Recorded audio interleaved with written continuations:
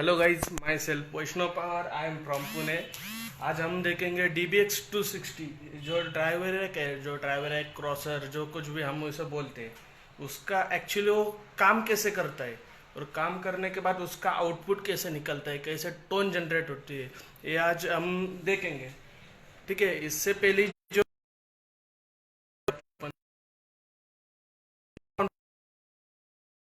कोशिश की पर पूरा DBX कैसे काम कर, वो हम शो करने के ट्राई करेंगे। फर्स्ट हमने DBX जो थ्योरी है समझने के लिए प्रॉपर लैपटॉप से प्रेजेंटेशन करने वाले हैं। एक्चुअली जब हम साउंड चालू करते, एक्चुअली मेन साउंड को जो मेन साउंड कंसेप्ट कुछ पता नहीं है। साउंड यानी टोटल्स होते हैं वाइब्रेशंस। वाइब्रेशंस होते हैं, हर साउंड की जो वाइब्रेशन के अनुसार स्प्रेड होता है। जब होगा तो आपको कोई नहीं देगी। ठीक है, ये साउंड की प्रॉपर साइकिल है।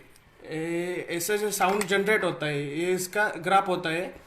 ऊपर होता है पॉजिटिव टर्मिनल, नीचे होता है निगेटिव टर्मिनल। ये फुल पीरियड साइकिल है टाइम का। टाइम जो साउंड है, प्रॉपर जो साउंड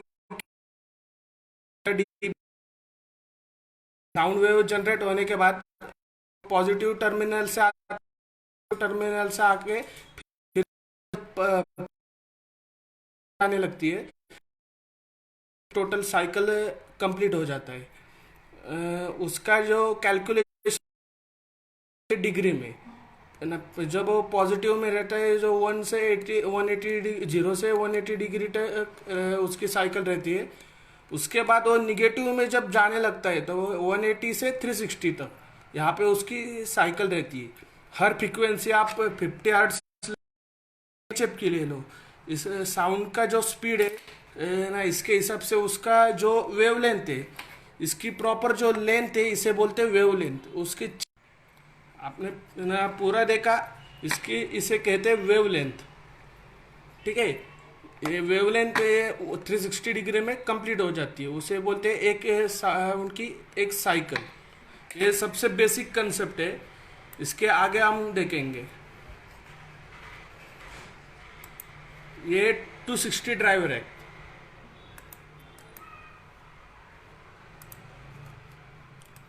बेसिक हम इसे कॉन्फ़िगर करके देखेंगे खुद के हिसाब से।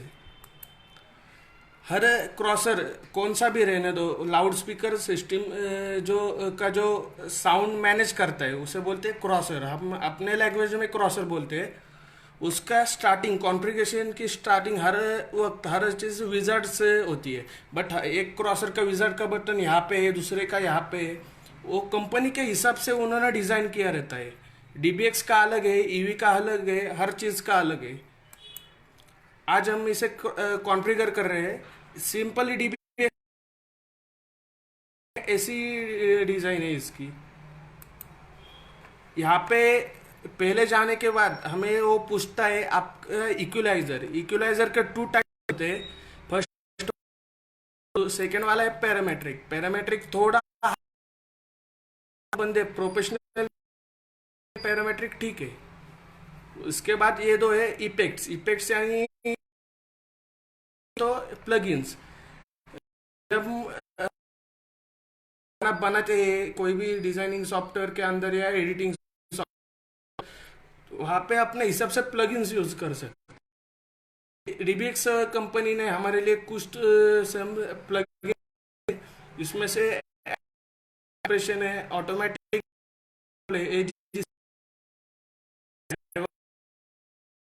का जो शॉर्ट फॉर्म है AFS, ऐसा DBX। उसके बाद एक कंप्रेसर, उसके बाद एक आगे सब हर, और वायर। वायर यानी कुछ भी नहीं रहता। हर प्लगइन का अलग इस्तेमाल है ना, हर बंदे अपने हिसाब से इसका यूज कर सकते हैं। हम दो प्लगइन्स यूज कर सकते हैं इसके अंदर। यहाँ पे हमें पूछा है कंपनी ने ना टू रिसिट रहते कंपनी के हिसाब से, बट हमारे पास अगर कंपनी का मटेरियल नहीं रहेगा, अपने हिसाब से कस्टम रहेगा, तो हम कस्टम कर सकते हैं। यहाँ पे पैसिव यानी टू वे सेटअप रहता है, टॉप टू वे रहता है, और बायएम्प यानी थ्री वे रहता है। यहाँ पे हम बायएम्प चूज करेंगे। आगे सब यहाँ पे कंपनी के प्रीसेट से, बट हम कस्टम अपने हिसाब से करेंगे, इसलिए कस्टम सिलेक्ट किया है। हर वक्त सब स्टेरियो यूज करते हैं मैक्सिमम पीपल्स। मोनो में सिंगल वे की आवाज आती है, बट जो लाइव शो करते हैं, जो लाइव रॉक बैंड ऐसे में साउंड यूज करते हैं, वहाँ पे सब लोग स्टेरियो के लिए प्रेफर करते हैं। बाद वो हमें एम्प पूछेगा, एम्प भी हम कस्टम करेंगे। कंपनी के एम्प तो आप कंपनी का प्रीसेट यूज कर सकते हो। हम कस्टम करने वाले हैं।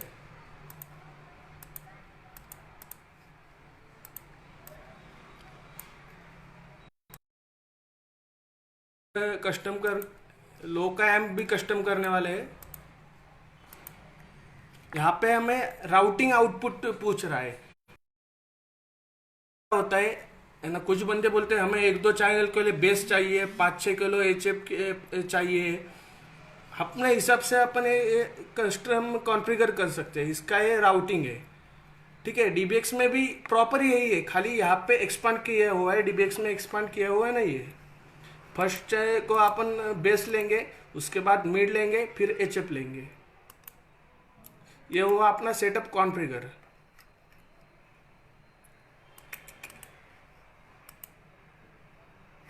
यहाँ पे फिर से हम गेन अपने हिसाब से करने के लिए वायर जो फर्स्ट और सेकंड इफेक्ट है वो अपने से रह गया था, वो फिर एक बार ले लेंगे। बाकी की सेटिंग वैसे ही कर देंगे, वो अपने से छूट गया था। जो ये फर्स्ट वाला रहता है इसका मीनिंग है मास्टर। मास्टर है, और लेफ्ट और राइट चैनल के लिए मास्टर है, दोनों का अलग है। मैक्सिमम कोई भी बंदा हो ना, हर फ्रिक्वेंसी 0 पे ही सेट करता है। जब आप 0 से जितना ऊपर जाएंगे तो आपका साउंड उतना मड़ी होता जाएगा, उतना आपकी क्वालिटी कम या ज़्यादा होती रहेंगी जाएंगी। उसके बाद आता है जी क्यू का फुल फॉर्म है ग्राफिक इक्वलाइजर। ये 28 बैंड का इक्वलाइजर है। इसमें हमें 28 चैनल्स 28 फ्रिक्वेंसी हैंडल कर सकते हैं। इसका स्लोप कंपनी के हिसाब से रहता है, हर क्रॉसर में अलग अलग रहता है। ये डिले पे थोड़ी देर के बाद अपन नेक्स्ट वाले डिले का टोटल डिस्कस कर लेंगे। यहाँ है एक्सओर फ्रिक्वेंसी। ये सबसे मेन कंसेप्ट हो सकती है क्रॉसर में से। ये एक काम करता है फ्रिक्वेंसी डिस्ट्रीब्यूशन का। अगर आप यहाँ पे देखेंगे तो एचएफ की फ्रिक्वेंसी हैंड ओवर कर सकते हैं। यहाँ अपने हिसाब से इसे सब जो फेज है, इसका जो स्लोप है वो चेंज कर सकते हैं। इसका लो पास फिल्टर अपने हिसाब से चेंज करते सकते हैं। उसका लो का जो फिल्टर है इसमें ऐसे ही सब का भी है, ठीक है। यह हुआ सबसे मेन थिंग्स कह सकते हैं। इसके अनुसार आपका आउटपुट गेन बहुत से चीज यही यहाँ से ही कंट्रोल हो जाता है। आगे जाने के बाद यहाँ पे आपको मिलता है पैरामेट्रिक इक्वलाइजर। यहाँ पे आप देख सकते हैं हर चैनल के लिए अलग अलग पैरामीटर के इक्वलाइजर दिए हैं उन्होंने। लिमिटर और डिले अलग अलग दिए हैं। मतलब यहाँ से आपका गेन डिस्ट्रीब्यूट होने के बाद, फ्रीक्वेंसी डिस्ट्रीब्यूट होने के बाद, हर फ्रीक्वेंसी को हमने अपने हिसाब से इक्वलाइज कर सकते हैं। डिस्ट्रीब्यूट लिमिटर से उसको लिमिट कर सकते हैं। जो फ्रीक्वेंसी जितने प्रेशर के डीबीएसएल से ऊपर हमें नहीं चाहिए, वो हम कम या ज़्यादा कर सकते हैं। पैरामेट्रिक इक्वलाइजर यहाँ पे हमें 4 बैंड दिखाई दे।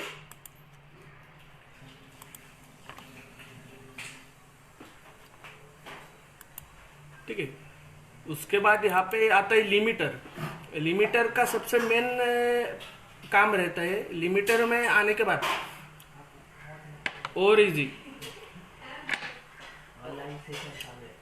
और इजी का जो यूज़ है वो हमें लिमिटर में साउंड का जो टोन है वो चेंज करने में होता है। थ्रेशोल्ड हम प्रेशर कम या ज़्यादा कर सकते हैं। Overshoot, attack time, hold and release, अपना साउंड का जो आउटपुट है इसके हिसाब से हम ये एडजस्ट कर सकते हैं। हर ज़रूरी नहीं है हर साउंड का एक ही है हो रहा हो। ये अपन आपके जो टोटल सिस्टम क्या क्या लगाई है तो उसके हिसाब से थ्रेशोल्ड से लेकर पूरा सेटिंग इसका कर सकते हैं। ये है डिले। साउंड ऐसा होता है मैक्सिमम टाइम में हर साउंड हर फ्रिक्वेंसी की वेवलेंथ अलग अलग होती है। यहाँ पे वेवलेंथ अलग होने के कारण कुछ साउंड एचएफ का कभी कभी ऐसा होता है एचएफ आता है पहले, फिर बेस आता है, फिर लोज आता है। उसमें से कुछ कुछ साउंड छूट जाता है ना। बेस चालू होने के बाद एचएफ डाउन होता है, एचएफ चालू होने के बाद मिड डाउन हो जाता है। इसके लिए यहाँ पे टाइम अलाइनमेंट करने के लिए ये डिले दिया है, हर चैनल को सेपरेट डिले दिया है। ये इसकी बेसिक सेटिंग है। यहाँ पे इतने ही सेटिंग्स के ऊपर ये सब क्रॉसर रन होता है।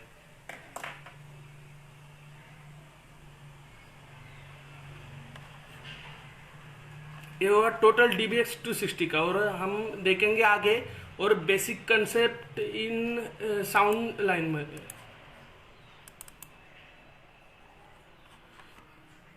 इसे बोलते हैं DSP। जब हम कौन सा भी साउंड रिकॉर्ड कर सकते हैं या रिकॉर्ड किया हुआ बाइनरी लैंग्वेज में कन्वर्ट करके ना उसमें प्रोसेस करते हैं, वापस साउंड के या एम्पलीफायर के पास भेजता है। इसे कहते हैं डिजिटल सिग्नल प्रोसेसर। जो DBX 260 क्रॉसर बोलते हैं, क्रॉसर खाली एक ही फंक्शन है इसमें का, इसलिए अपन उसे क्रॉसर बोलते हैं। बट क्रॉसर के अलावा बहुत से फंक्शन है। यहाँ पे इक्वलाइजर है ना, ये ना क्रॉसर फंक्शन। उसके बाद पैरामीट्रिक इक्वलाइजर आया, लिमिटर आया, फिर डिले आया। उसके बाद आगे देखे तो हमें एडवांस फीडबैक सेपरेशन है, ऑटोमेटिक गेन कंट्रोलर है, कंप्रेसर है, गेट है, नॉच है, हार्मोनिक सिंथेसाइजर है बेस के लिए, बेस का ट्यून कर सकते हैं इसे। बट हार्मोनिक सिंथेसाइजर जितना ज़्यादा यूज करोगे आप उतना साउंड क्रैक जा सकता है आपका, इसलिए लिमिट में यूज करिए। ठीक है। इसके बाद प्रॉपर यहाँ पे ही ना टोटल साउंड प्रोसेस होता है और इससे आउटपुट निकलता है।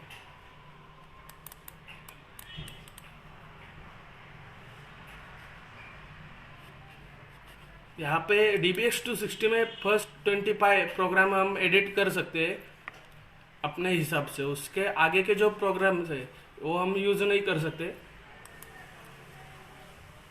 ये हुआ है DBX 260 का। उसमें से एडवांस फीडबैक सेपरेशन ये जो है ये लाइव में यूज करते हैं। ये हमें DBX में भी मिलता है। जब अपने फ्रीक्वेंसी कोई ज़्यादा हो जाती है, वो विसल करने लगती है, तब फ्रीक्वेंसी ऑन करके हम ये सब फ्रीक्वेंसी डाउन कर सकते हैं। उसके बाद DBX 260 में से जो फ्रीक्वेंसी वो डाउन हो जाए, जो हमें नहीं चाहिए, जो अननोन फ्रीक्वेंसी है जिसे हम नॉइज कहते हैं, उसके साथ जो फ्रीक्वेंसी विसल कर रही है, जो फीडबैक दे रही है, वो यहाँ से डाउन कर सकते हैं। वो भी प्लगइन्स DBX 260 में अवेलेबल है।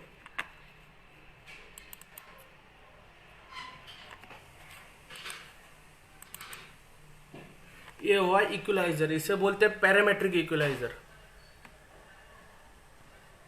पैरामेट्रिक इक्वलाइजर से हम साउंड मैक्सिमम ट्यून कर सकते हैं। हर इक्वलाइजर के अंदर हमें ज़्यादा से ज़्यादा 10, 14, इसके अब 10, इसमें तो 14 बैंड है।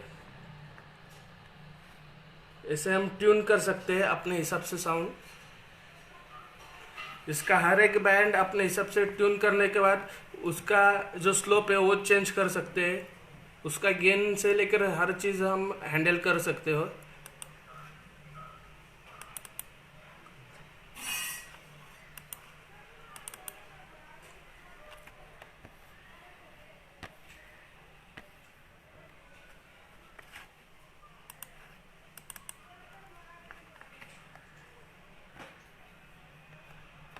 ये है हमारा कंप्रेसर। कंप्रेसर और लिमिटर एक ही चीज़ है, 99% एक ही चीज़ है, बट उसका काम बहुत अलग है। कंप्रेसर का काम है आपका साउंड के लेवल बढ़ाना, मतलब लेवल एक करना, और जो लिमिटर रहता है वो डायरेक्टली आपका साउंड लिमिट करता है लेवल से। जब आपका साउंड ज़्यादा हो जाता है तब वो टोटली कट करता है। कंप्रेसर का यूज़ हम लाइव में कर सकते हैं, रोड में ज़्यादा बंदे ये यूज़ नहीं करते, बट कुछ लोग ये यूज़ भी करते हैं। उनके हिसाब से, अपने हिसाब पे है ये यूज़ करना है या नहीं करना।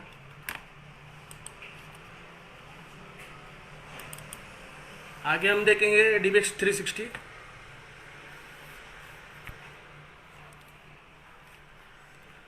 अभी हमने DBX 360 कनेक्ट नहीं किया है, बट बेसिक जो है अपना प्रोग्राम वो हम देखेंगे इसके अंदर। फर्स्ट विजार्ड में जाएंगे। DBX 360 और 260 टोटली अलग कंसेप्ट है। 260 रोड और लाइव के लिए बनाया गया था, बट 360 है वो प्रॉपरली लाइव के लिए बनाया गया है।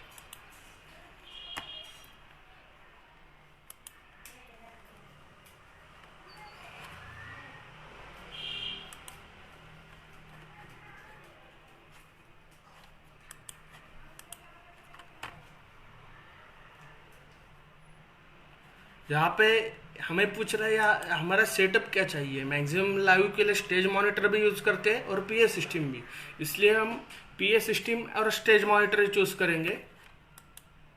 इसके आगे जाने के बाद हमें इनपुट चूज़ करने को बोल रहा है। इनपुट में LR, left and right stereo use करेंगे हम। बहुत से बंदे वही प्रेफर करते हैं। सिलेक्ट PA इनपुट हमें पूछ रहा है। PA के लिए DBX 360 को 3 इनपुट है। यहाँ पे आप देख सकते हैं फर्स्ट, सेकंड और थर्ड 3 इनपुट और 6 आउटपुट है। इसके लिए हम पहले 1 और 2 यूज करेंगे। 1 और 2 हमने यूज की है। यहाँ पे हमें स्पीकर पूछ रहा है, हम ये भी कस्टम ही करने वाले हैं।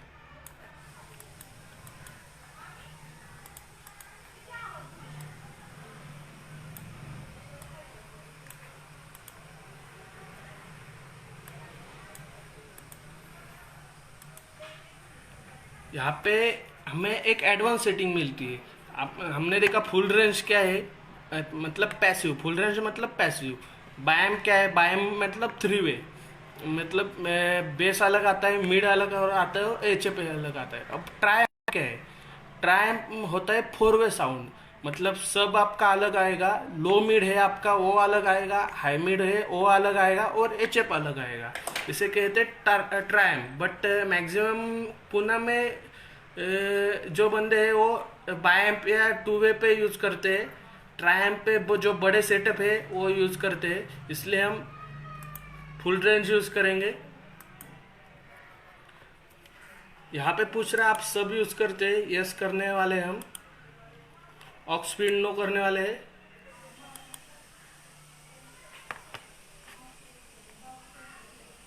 सबका जो फॉर्मेट है वो हम स्टेरियो रखने वाले हैं।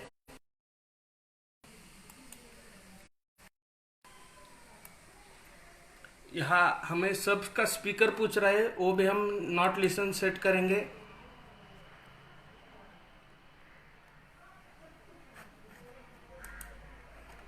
स्टीरियो एम भी नॉट लिसन सेट करेंगे, क्योंकि हमें अपने हिसाब से कॉन्फ़िगर।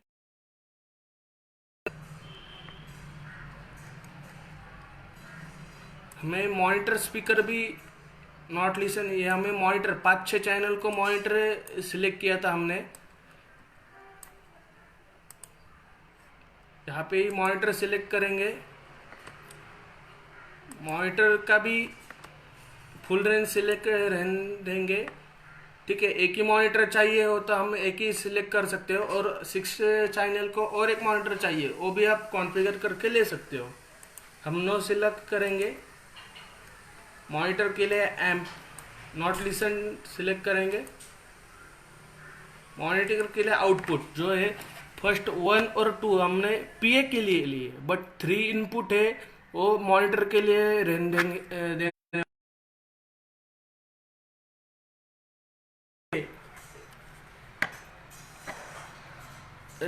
ये पूछ रहा है use AAPS automatic frequency setting in this in feedback live के लिए फीडबैक है वो कम करने की जो एक प्लगइन है ऑटोमेटिक फ्रीक्वेंसी सेपरेशन जो जिसे बोलते हैं हम।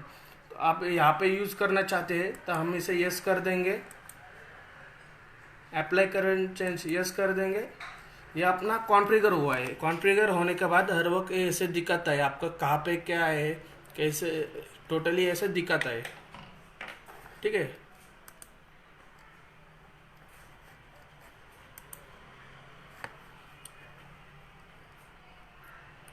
ये हुआ हमारा कॉन्फ़िगरेशन। हम इसके बारे में थोड़ी जानकारी देंगे। ये हमारा इनपुट है, ये हमारा ऑटोमेटिक फ्रीक्वेंसी सेपरेशन है। अभी फिक्स किया हुआ नहीं है इसलिए वो ये ऐसे दिखा रहा है। जब हम इसका ट्यून करेंगे, फिक्सिंग करेंगे, फिल्टर ऑन करेंगे तो ये ऐसे दिखाई देगा।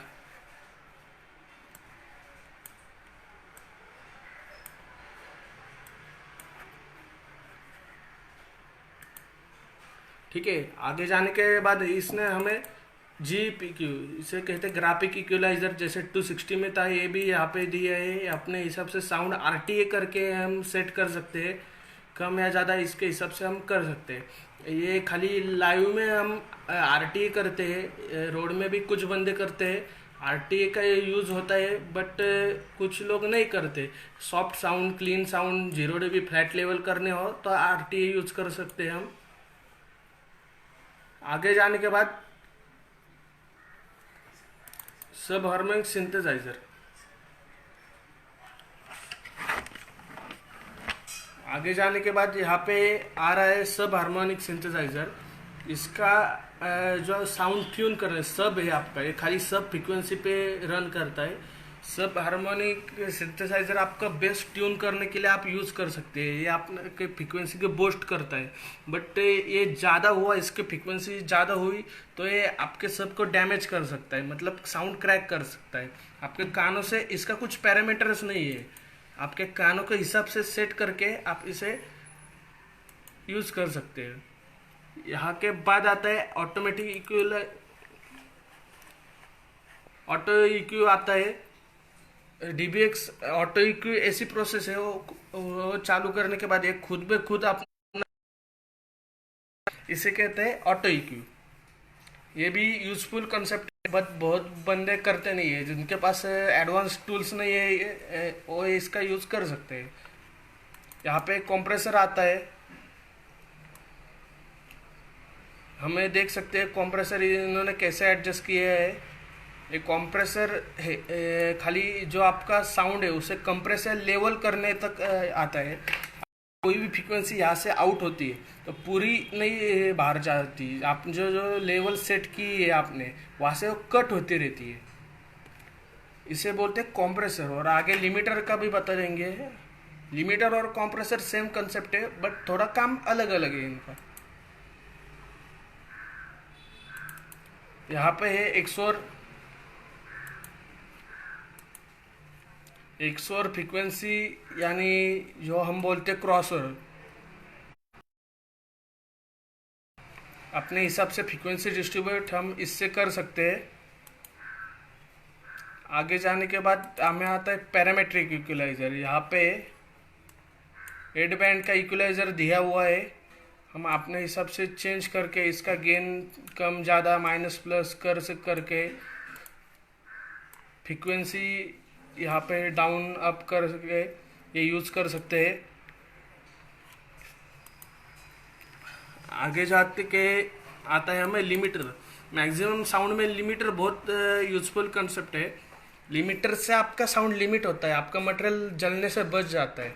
लोग बोलते हैं जो एनालॉग क्रॉसर रहता है, मैनुअल क्रॉसर, वो लगाने से साउंड अच्छा प्रेशर से बचता है और डिजिटल लगाने से कम होता है, बट वो ज़रूरत होती है कम करने की। नहीं तो एनालॉग के जो मटेरियल उड़ने के चांसेस है वो ज़्यादा से ज़्यादा होते हैं। इसका जो रेशो नहीं होता, इसलिए इसे बोलते हैं लिमिटर। आपने जो लेवल सेट की है उससे वो ऊपर थोड़ा भी कुछ जाने नहीं देगा, वहाँ से ये कट करेगा। अगर आपने कंप्रेसर देखा तो अपने हिसाब से आप रेशो सेट कर सकते हो, यहाँ से आपको चाहिए वैसे आप कट कर सकते हो ऊपर जाने वाली फ्रिक्वेंसी, बट ये ऐसा काम ही नहीं करता, ये टोटल कट कर देता है। आप यहाँ से साउंड ट्यून कर सकते हो, अटैक टाइम रिलीज टाइम आपके हाथ में होता है। इससे आपका साउंड का जो लिमिटर लगाया हुआ प्लगइन है वो जो कितने सेकंड में अटैक आएगा, कितने सेकंड में रिलीज हो जाएगा, ये आप कर सकते हो। यहाँ पे आता है डिले। डिले मतलब आपके जब साउंड है, हर साउंड की वेवलेंथ, हर फ्रीक्वेंसी की वेवलेंथ अलग होती है। आप ट्विटर्स के लिए, एचएफ के लिए अलग साउंड यूज़ करेंगे, फिर बेस के लिए अलग, फिर अलग फ्रीक्वेंसी यूज़ करेंगे, मिड के लिए अलग फ्रीक्वेंसी यूज़ करेंगे। हर फ्रीक्वेंसी की वेवलेंथ अलग है। इसके लिए अपने पास हम साउंड के आगे जब रहेंगे तो कभी कभी एचएफ पहले आता है, फिर बेस आता है, फिर मिड आता है, ऐसे कुछ डिफरेंस रहता है। फिर वो कवर करने के बाद करने के लिए ये टाइम अलाइनमेंट डिले दिया हुआ है। अलाइनमेंट डिले ऐसे इसे बोलते हैं। ये भी सम यूजफुल कंसेप्ट है। ये 360 क्रॉसर का कॉन्फ़िगरेशन है बेसिक से। यहाँ पे मैक्सिमम थिंग्स ऐसे होते हैं कि बहुत से लोग जो साउंड सेट करते हैं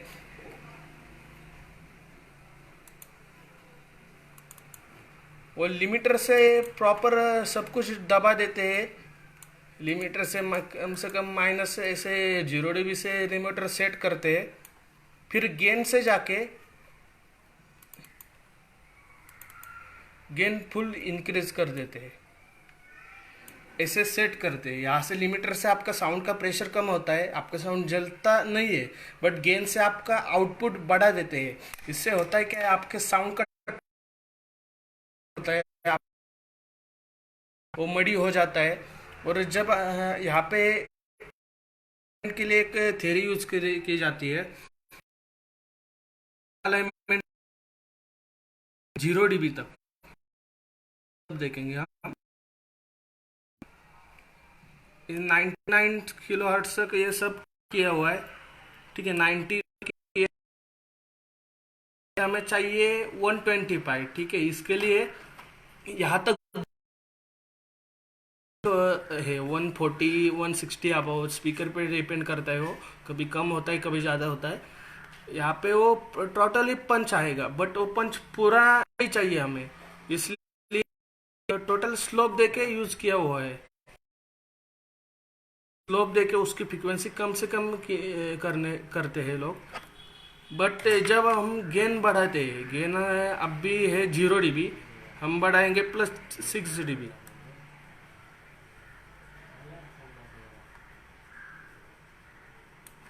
ठीक है। फर्स्ट आपने फ्रीक्वेंसी थी 125, 125 से फ्रीक्वेंसी आई 160 तक। गेन बढ़ाने से आपका जो फ्रीक्वेंसी जो आपने चूज की आपके स्पीकर से, वो एकदम से चेंज हो जाएगी। अगर आपका स्लोप रॉन्ग होगा तो मिड में जाके मिड को कैंसिल करेगी, या एचएफ का भी ऐसा ही है, मिड का भी ऐसा है। यहाँ पे एक दूसरे में जितना जाएगा वो कैंसिलेशन पॉइंट भी उतना बना सकता है। इसके लिए गेन हर वक्त 0 dB ही रहना चाहिए। हर गेन, हर फ्रीक्वेंसी आप सेट करते हो साउंड लाइन में, मैक्सिमम वो साउंड के हिसाब से हो तो 0 dB रहना चाहिए। हर फ्रीक्वेंसी 0 dB पे रहेंगी तो आपको कानों को अच्छे लगेगी। यहाँ पे मैं एग्जांपल कर देता हूँ 0 dB का जो प्रीसेट है।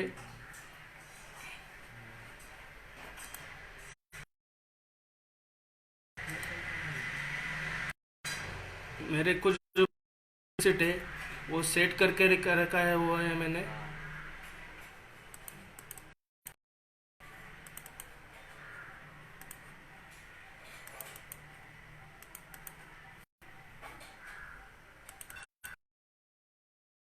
इक्वलाइजर एक्चुअली मैं जो मटेरियल यूज करता हूँ वो थोड़ा सा फीडबैक, मतलब जो 0 dB आउटपुट था उसका कम था। इसके लिए मैंने इक्वलाइजर यूज करके टोटली 0 dB तक फ्लैट साउंड आने के लिए गेन दबा के, गेन से कम करके यहाँ ऐसा इक्वलाइजर सेट किया है। वो इसे वो RTA इक्वलाइजर है, टोटली कंपनी के हिसाब से जो फ्रीक्वेंसी फ्लैट आता है इसके हिसाब से ये किया हुआ है।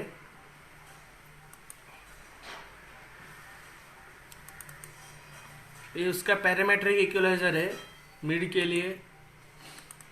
इसका सब का इक्वलाइजर है। बूमिंग बेस के लिए बूमिंग चाहिए। जब आप रोड को या डीजे पार्टी में जब आपका साउंड प्ले करते हैं तो आपको बूमिंग चाहिए, इसलिए ये इक्वलाइजर है। ये प्रॉपर आरटीए नहीं है, ये एडवांस किया हुआ इक्वलाइजर है।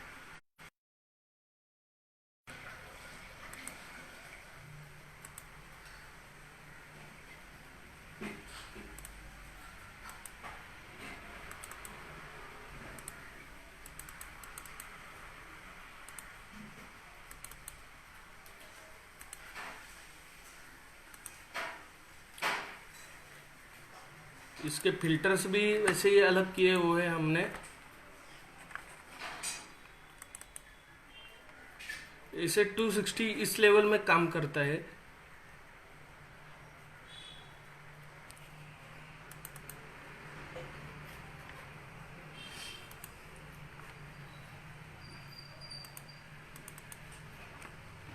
हम आप बोलेंगे थोड़े से लिमिटर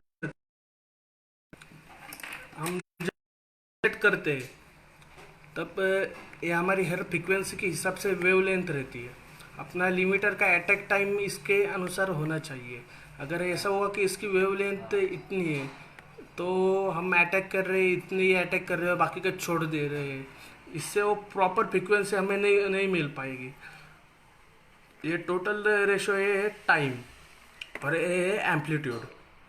ठीक है, ये यहाँ पे पॉजिटिव टर्मिनल, यहाँ पे निगेटिव टर्मिनल, इसे बोलते हैं पोलरिटी। ठीक है, ये है टाइम। और ये जो वेव दिख रहे हैं इसे कहते हैं फेज। और ये टोटली जो है इसे कहते हैं फेज साइकिल। ये सबसे बेसिक कंसेप्ट है। ठीक है, वेव साइकिल जब पॉजिटिव टर्मिनल में 180 डिग्री तक जाती है और 180 से वापस 360 में आती है, तब इसका एक साइकिल बनता है। मैक्सिमम टाइम होता है ऐसा है कि जब आपका साउंड में आप बहुत सा मटेरियल भरते हो, 8 मिनट 16 एचएफ, 16 मिनट 12 एचएफ, तब एक दूसरे को कैंसिल कर देते हैं।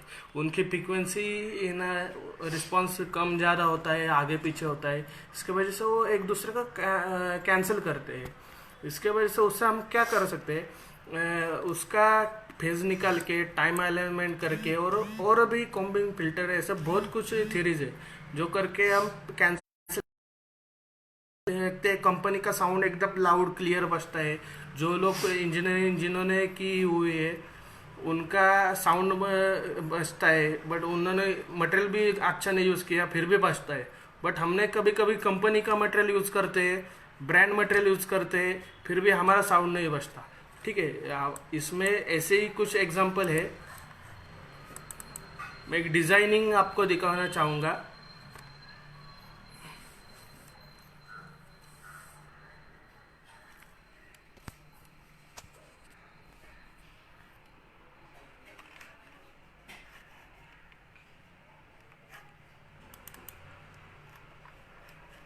जब आपका साउंड फ्रीक्वेंसी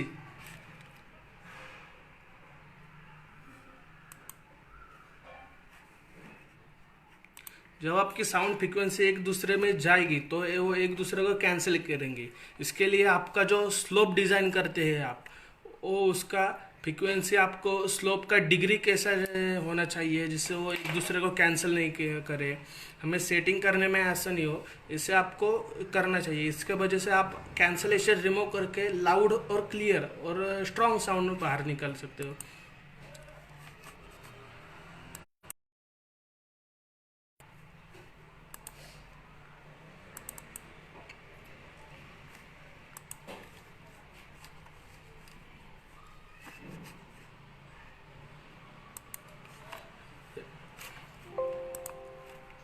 यहाँ पे ना एक्चुअली एक कंसेप्ट है।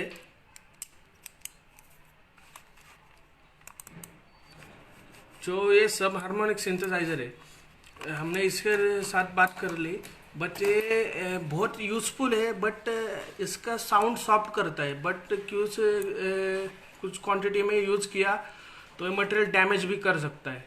ठीक है, इसके लिए इसके साउंड बहुत बूम करता है। जो यहाँ पे फ्रिक्वेंसी दी है इन्होंने 30, 60, 56 हर्ट्ज और 24 to 36 हर्ट्ज, यह बूमिंग की फ्रिक्वेंसी ये बढ़ा देता है, इसलिए साउंड अपना सॉफ्ट होता है।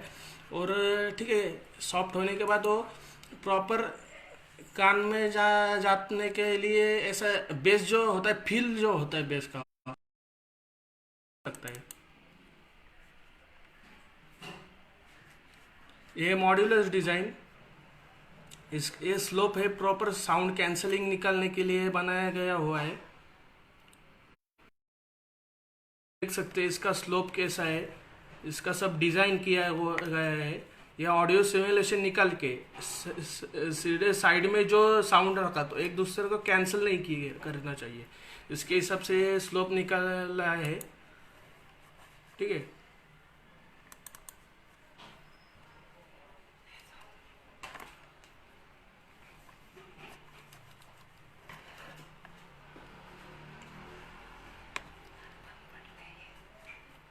ये है लाइनरी।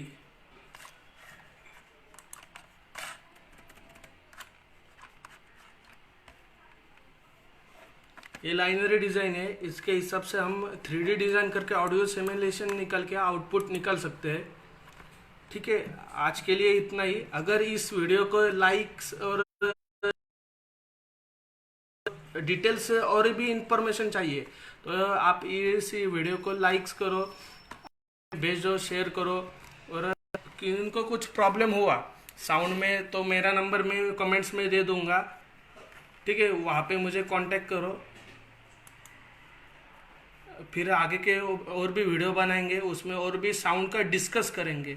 साउंड का जो नॉलेज है वो शेयर करने के लिए ये वीडियो बनाया हुआ है। जो लोग ना साउंड इंजीनियरिंग ऑफर नहीं कर सकते, जिनका पेमेंट इतना दे नहीं सकते, मतलब बहुत से हमारे जैसे लोग एक दूसरे का साउंड का जो नॉलेज है शेयर करके खुद को उस काबिल बनाए कि प्रॉपर साउंड सेटअप कर सकते हैं या प्रॉपर साउंड डिज़ाइन कर सकते हैं।